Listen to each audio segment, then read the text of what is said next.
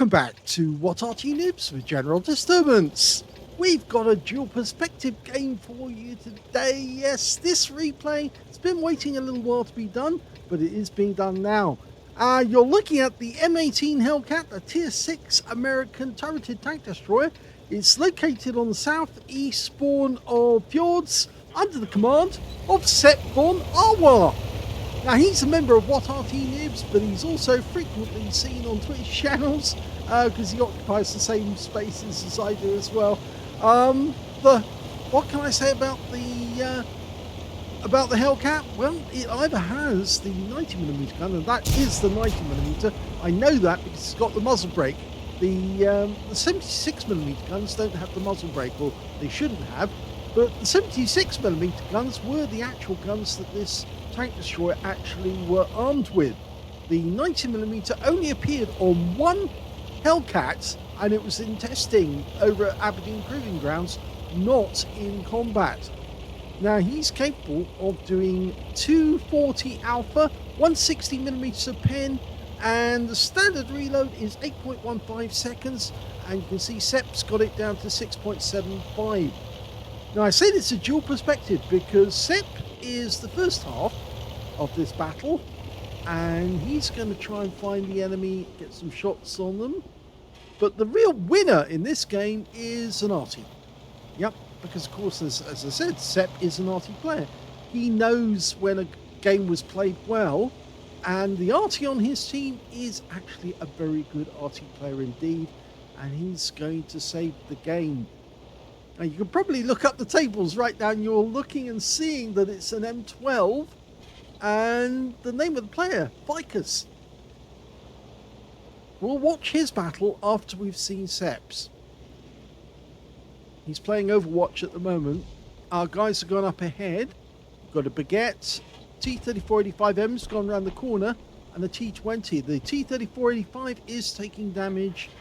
And I think that T-34 wants to go around the corner as well. Oh dear. He's got dead. And it was the Hellcat on the enemy team that got him, which kind of indicates that the enemy's there's quite a few enemy just around the corner. He did spot them before he died, but it was the Hellcat that killed him, and I suspect that Hellcat is directly across the field. In fact, we found an M10. He goes out with one shot. Only 237. Somebody else got a shot in just before we did, and Sepp's was the kill shot. Which is quite nice, actually, when that happens, when both people fire at the same time, but you get the kill as well as a huge chunk of hit points. Well, another of our team has just died around the corner. That was the VK3001H. So things are not going well right now. Is the KV-1S8 going to have a go? Well, it seems so. And the T-34 is going to go with him, along with the T-20 and the Baguette. They're all going in. They're piling in at the same time. And we can see some of the Arty rounds coming in. I'm not so sure if those Arty rounds are actually coming from our guy or from the enemy. The enemy's got an SU-14-1, except there's a Rudy up there, a Polish Rudy, and he takes a round. It's a one-shot, 210 hit points. Can we get the kill? There's somebody else there as well. It's an M10. Now, that one didn't hit him. I think the shell went straight at the other end, but he's going to fire another one in. And again, how did that happen twice? Now, we are side on to that guy, but I don't think he saw us. Our sixth sense didn't go off. Our force did get round the corner. They are now moving towards the enemy base, but there's that Hellcat. Hello, Mr. Wolverine. Gets the engine bay. That was a nice shot. And the kill shot went to the Baguette, who stayed behind just in case. There's the enemy Hellcat, but he's over the other side of the dip, so we can't get at him from here. We're going to have to follow them round. We've also got to worry about that M10 shooting our ass as we go out through this exposed area here. We didn't get spotted, but there's the Hellcat. We can go at him now. Now let it settle. That's it. Good shot. 237 from the shot, but gets keen to get the kill. He gets a ram, and we're off. Oh! Unfortunately, that was a kill, killing the baguette from the SU-14-1, who's definitely up ahead of us, and it tracked us too at the same time and stunned our crew, and our crew are still stunned. Now he's probably going to try another shot at us, unless of course we're sneaky and go across the river. Oh no, this is not what we want to see. It's a Nashorn. We do take an 88mm round. We need to get behind the rock because the SU-14-1 can't hit us if we actually go round to the left. That's it. No, the Nashorn's going to stay there. The best way to get at him is from above, because he's going to sit there and the SU-14-1's going to try again, and he gets another 88mm round into us. Oh no, that's what I was afraid of, actually. You see, the SU-14-1 was using the Nashorn as a spotter, and as a consequence, Sep's dead. Well, here's the replay from fikus6 of BWT. As you can see, he's in the M12, the Tier 7 American SPG. Now, it's unusual because, of course, it's got a 155mm gun, not a howitzer. Mounted on top of an M3 hull. This was one of the first types of SPG that the Americans actually thought of, as well as the M7 Priest and, of course, some of the other ones they came up with.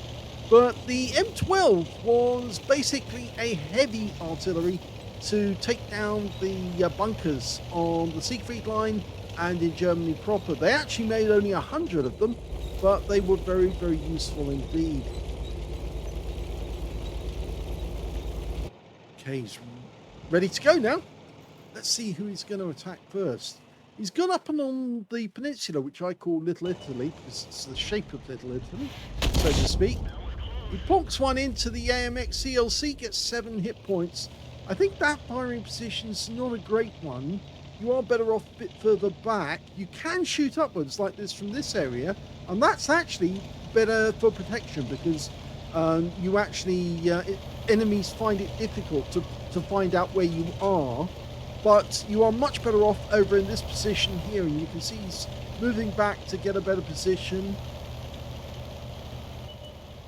Okay, and we can see that enemy tanks are starting to come through the South Pass, because our guys were a little slow in getting into position. First shot was a bit snap, and he did get some stun on the Tiger 1. Now, the alpha on this one is 600, 39mm of pin, and 7.2 meters on the burst radius, between 11 and 23 seconds of stun. Oh, now he does something we don't like, which is firing and then looking away immediately afterwards. He's aiming for that AMX CLC, but if you do that, if you fire and you look away, we can't see what actually happens to the shell. So we've no idea if that AMX CLC actually got hit. And he's having difficulty trying to get the shell in there on the Tiger, because it's over the houses, and I think that shell probably hit the house instead.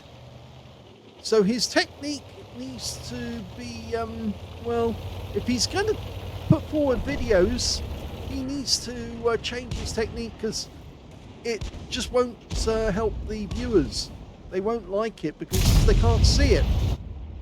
Well, we see that he did take out the T-34, but we don't know if he got a direct hit or if it actually just splashed him. Now, at this moment, Sep is up on the hill and he's looking down on the field, but he can't, he's just seeing his teammates gradually die one by one. There's the force going up, so it was fikus who actually did fire that round in that we saw come in from a different direction.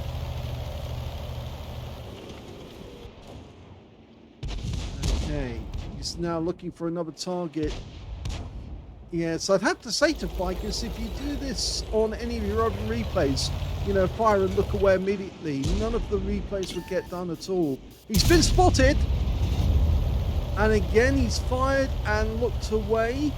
He was spotted by the Tiger, and I expect the Tiger's trying to get a shot at him. He backed up and he stopped. He may find it easier to get shots on the Tiger if he was to go down to the end of the peninsula, because he could aim from there and shoot between the gap. In fact, he's going to try it again. Well, he got 159 from a near miss. At this point in time, Sepp's making his move to try and help the Baguette take out that Hellcat. He's marked the ground to say, Fikus has marked the ground to say, I'm going for the Tiger 1. Rounds out. Only splashed him. 27 hit points. I think part of the problem might be you're not staying to watch the shell, and therefore you're not seeing what the shell's doing wrong, why the shell is not hitting the enemy. Okay, he's trying to lob the shell in there, you see, and I think that's too close to the building, but he did get a splash to kill the Tiger for 34 hit points. So he's now got 3 kills, Fikus. And at this moment in time, Sepp's suddenly finding out that there's an SU-14-1 and a Nashorn near the enemy cap. Okay, so he's going for the M10 RBFM. And he does get a direct hit to take the guy out, but we didn't get to see it.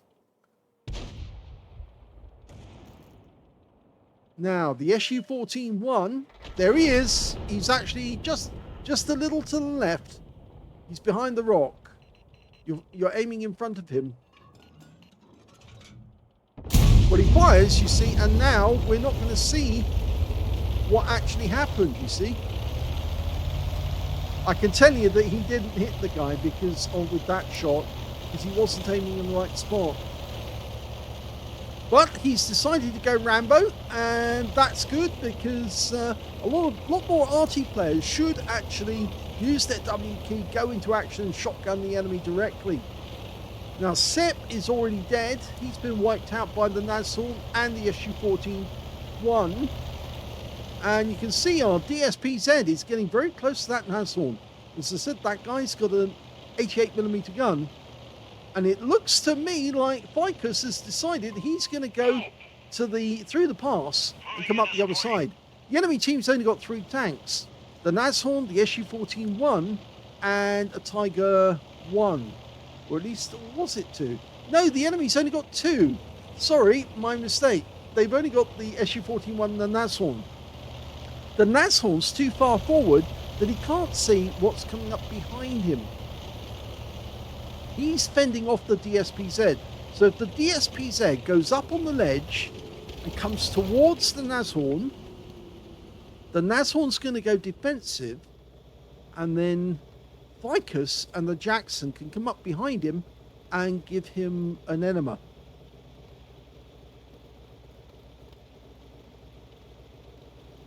Jackson's coming up behind us. Okay, he's parked himself just there. Okay. Now we need to move now. Both go together. The SU-14-1 might actually try to hit both, but he'll find it very, very difficult. Now he can fire from this position, but he needs to spot the target. Okay, he's going to knock the trees down, I hope.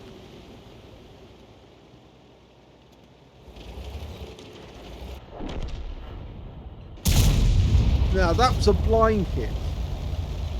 That wasn't aimed at all. It's too far from the SU-14-1 to see him. Oh, this is dangerous. But he managed to get past.